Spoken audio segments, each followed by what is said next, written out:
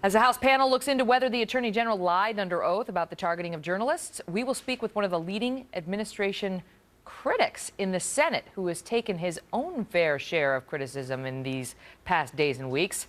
Texas Republican Ted Cruz. Many people feel he is the future of the Republican Party. Today joins me live, weighing in on Attorney General Eric Holder's troubles, the IRS scandal, and what the future, he says, might hold for him. And developing right now, a congressional investigation is underway into whether Attorney General Eric Holder lied under oath to Congress.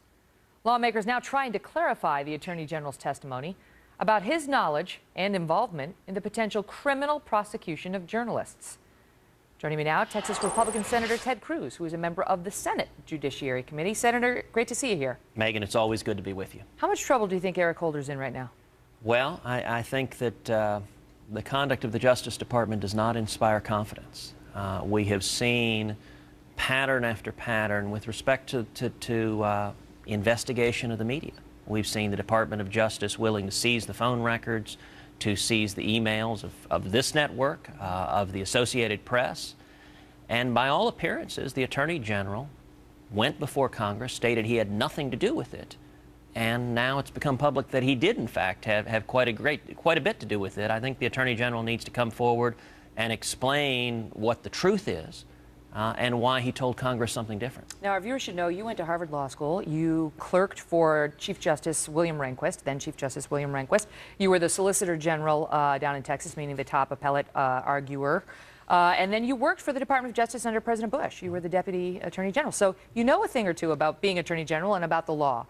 How unusual is it in your experience for the DOJ to be going after reporters, their records, and so on? I mean, is this to you something that would likely stand out in Eric Holder's mind? Oh, it's unprecedented. And the degree of willingness of this administration to target a reporter for this network as an unindicted co-conspirator, I mean, that is without precedent.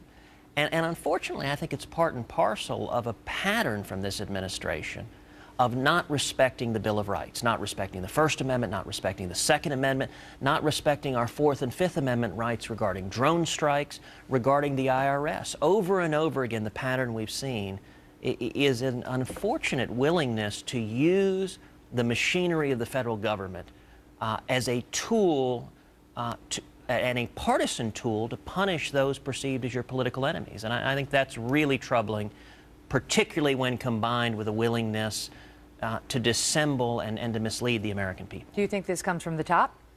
Well, it certainly, we have seen the lack of candor from the Attorney General, and there's been a pattern at the Department of Justice of disregarding the law. And let me say, as someone who served in the Department of Justice, who respects, you know, the Department of Justice is an institution that reveres the law and that has a solemn obligation to follow the law. And when you have the U.S. Department of Justice disregarding the law multiple times, that raises serious concerns. Do you think President Obama should ask for Eric Holder's resignation? Yes, absolutely. And I think the reason is this Department of Justice has demonstrated a willingness to disregard the law. Look, if you go back to the Fast and Furious scandal, where the U.S. Department of Justice was responsible for selling guns to Mexican drug cartels. Those guns were used to murder hundreds of innocent civilians and at least 2 federal law enforcement officers. Now, Megyn, if you or I, you practiced law a long time, if you or I sold guns to a drug cartel, we'd be thrown in jail. And yet in that case, they basically fired nobody. Ultimately, a couple of people resigned, and the desk chairs were shuffled. And we just talked about how in the State Department, in the wake of Benghazi, you have 4 people on paid administrative leave. No one gets fired. So far at the IRS, they've asked for the resignation of one guy who was about to leave anyway. And then there was another guy. But the people who are actually doing it, everybody's still in place. Lois Lerner, paid administrative leave. I know it's hard to fire a bureaucrat, but it can be done, can it not? It certainly can, but there's got to be accountability. I think President Obama needs to take responsibility and needs to tell the truth.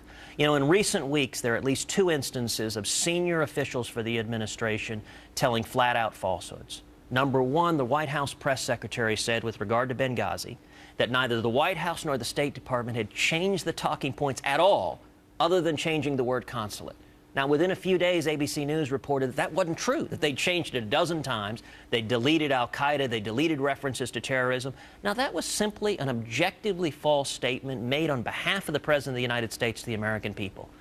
Likewise, the IRS went before Congress and said they were not targeting groups based on political affiliation, and at the time, senior leadership of the IRS knew that wasn't true. The Deputy Secretary of the Treasury Department, a political appointee, had been told that wasn't true. Yeah. And, you know, that... Now, trust is eroding. Trust is eroding among the American people, and I want to ask you about that because you made headlines recently by saying you do not trust the Republicans or the Democrats on the subject of the debt and the debt ceiling. And now your critics have come out and said, look at this guy. He's a, quote, enemy of compromise. All he wants is all-out political war because he hates both parties. Your response? Look, I think we need to fix the problem. I think so many of the American people are frustrated, and they're frustrated with leaders in both parties. In the last 4.5 years, our national debt's gone from $10 trillion to nearly $17 trillion. We're bankrupting the country. We're bankrupting our kids and grandkids. And I think the American people are frustrated with political bickering in Washington, with excuses. I think we need no excuses, fix the problem. This issue arose because Harry Reid in the Senate is trying to use a procedural backdoor to raise the debt ceiling with using just 50 votes instead of 60, which would mean he could just keep digging the debt hole deeper, charge more and more trillions on the national credit card, while doing nothing to fix the problem, to get our economy growing, to stop the structural spending problems. And I think we need to stop playing politics, roll up our sleeves and fix the problem. I think that's what voters expect of us. What do you make of there's been such a backlash against you from some, in particular on the left. They call you a bomb thrower. They say you're too far right. They don't see you as the future of the Republican Party because they think you're too far to the right to win and win over moderates. Well, look, folks are entitled to throw whatever the rocks they want, whatever insults they want. I can tell you from my end, I have no intention of reciprocating. Whatever insult they level my way, I will not respond in kind. What I'm going to stay focused on is trying to do the job the American people want and expect. And I'll tell you, you know, there's some Republicans that will beat their chest and say they're the most terribly conservative people on earth. Listen, I'm working to defend common sense conservative principles, living within your means. That's not a particularly right or left concept. Outside of Washington, D.C., that's basic common sense. Don't bankrupt the country. Don't bankrupt your household. Live within your means. Don't spend money we don't have. Don't put so many taxes and regulations on the economy that you kill small businesses and kill jobs. That's common sense. I got a hard break in 20 seconds. You going to run? You going to run for the next step, sir?